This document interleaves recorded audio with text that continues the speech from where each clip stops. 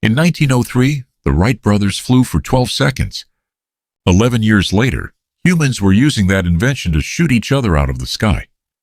The gap between "we can fly" and "we can kill from the air" was 11 years. No weapon in history has evolved faster than aerial warfare. And no weapon has changed the nature of war more completely.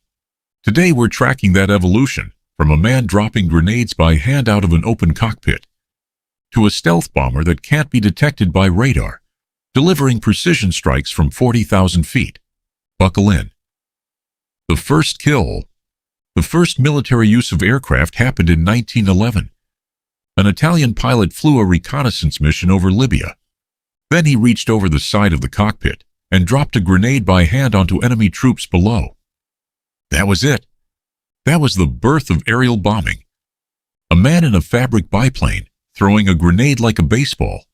3 years later, the world was at war, and the sky became a battlefield. WWI, learning to kill in the air. Early WWI pilots flew unarmed.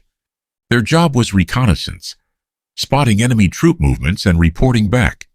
But when two opposing pilots ran into each other above the trenches, they started by waving, then throwing rocks, then shooting at each other with pistols.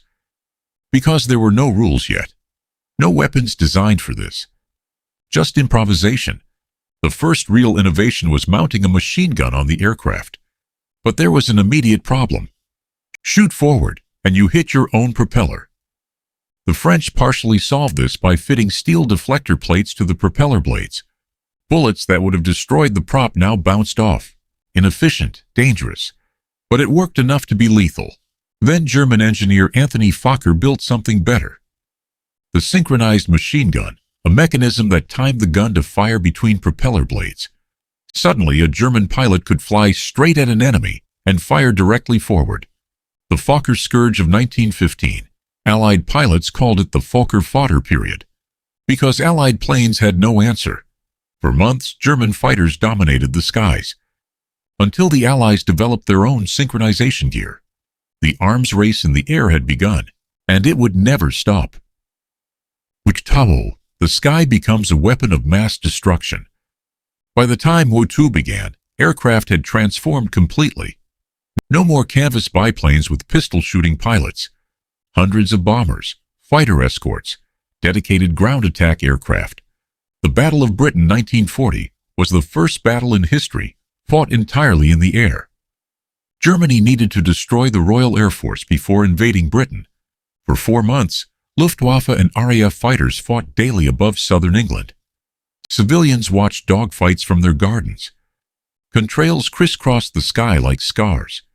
Britain held, and the planned German invasion never came, because controlling the air meant controlling everything below it. Then came the strategic bomber, the idea that you didn't need to defeat an army, you could defeat a country. Destroy the factories, disrupt the supply chains, break civilian morale. The USAF flew daylight precision raids over Germany. The RAF flew nighttime area bombing raids.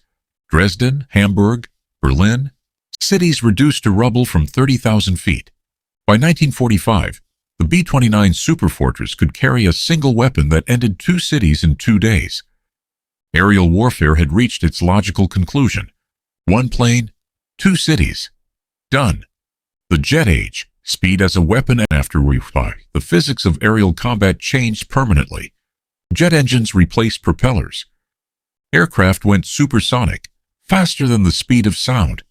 The Korean War introduced the first jet vs. jet dogfights in history. American F-86 Sabres against Soviet-built MiG-15s. Combat at 600 miles per hour. At those speeds, the traditional dogfight, turn, climb, dive, shoot, became almost impossible. Missiles replaced guns as the primary aerial weapon. Fire a missile from 5 miles away, never see the target visually. The Vietnam War proved this idea had limits. Early Vietnam rules of engagement required visual identification before firing, which meant pilots had to get close enough to see and close enough to be killed. The F-4 Phantom, America's primary fighter, was designed without a gun. Because missiles were supposed to make guns obsolete, they weren't. A gun was hastily mounted under the fuselage partway through the war. The lesson: don't design weapons for the war you think you'll have. Design them for the war you actually find yourself in. Stealth, the plane that doesn't exist.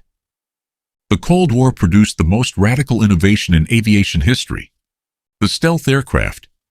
Not faster, not higher, not more armed, just invisible. The F-117 Nighthawk, operational from 1983, was the first true stealth combat aircraft.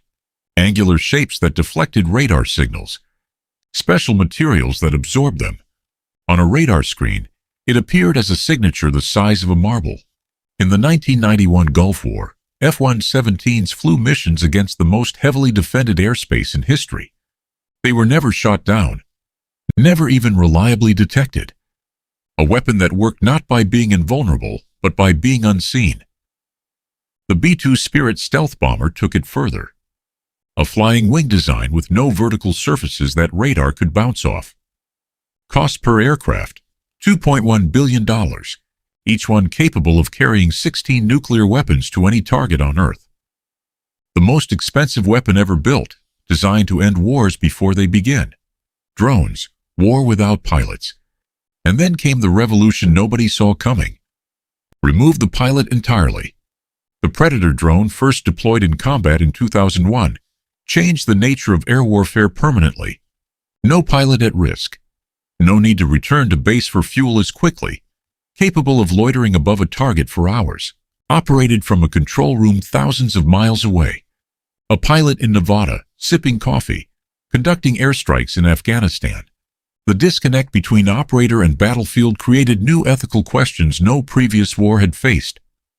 By 2026, drone swarms, hundreds of small autonomous drones acting in coordination, have made the single aircraft almost irrelevant in some combat environments. Ukraine proved this on a daily basis. A drone the size of a football, costing $400, can destroy a tank worth $3 million. The math of aerial warfare has been completely rewritten. What it means from a man throwing a grenade out of a fabric biplane to an autonomous drone making targeting decisions with AI. 113 years. No other weapon evolved this fast. No other weapon changed this much about how wars are fought. The sky went from being irrelevant to being the decisive domain of warfare. And it happened within a single human lifetime. Every generation of pilot thought they had reached the peak of aerial combat. Every generation was immediately proven wrong by the next. That pattern hasn't stopped. And based on everything in development right now, it isn't going to. If this video changed how you think about what's flying above you, subscribe to Battlepedia and hit the bell. New video every week, and the next one covers something nobody saw coming in military history. Drop a comment. Which era of air warfare do you think was the most dangerous to be a pilot in? I read everyone. See you next week.